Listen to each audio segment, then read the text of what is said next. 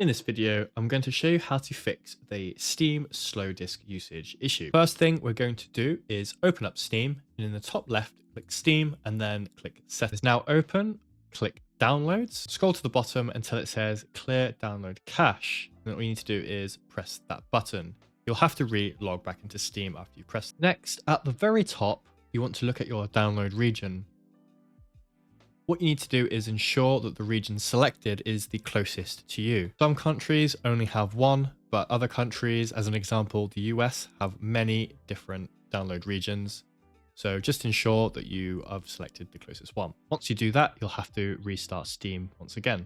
Also, whilst we're here, ensure that limit download speed is turned off as well. If that still hasn't fixed your issue, the next thing we can do is head up to Steam again in the top left and just press check for Steam client updates. Sometimes if you haven't restarted your PC in a while, then this can be delayed and could be causing the issue. If that still hasn't worked, next step is to close Steam, go to your search bar and type in indexing option.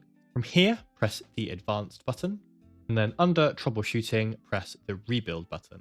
Depending on how many files you have on your PC, this may take a short amount of time or a long time. After that is completed, now press the modify button next to advanced. Click on the disk drive that Steam is installed to, or more importantly, where your games are installed to. So for me, that is my C drive.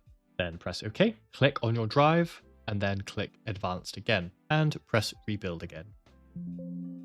And OK. Now, if that last step still hasn't fixed your issue, there is one final step that will hopefully solve your problems. For some people, having games installed in more than one drive can cause this issue. So as an example, I would highly suggest if you have a couple of games on your external drive rather than your C drive, I would delete all those, delete everything, and then try again. Hopefully one of these has helped. Thanks very much for watching, and I'll see you in the next one.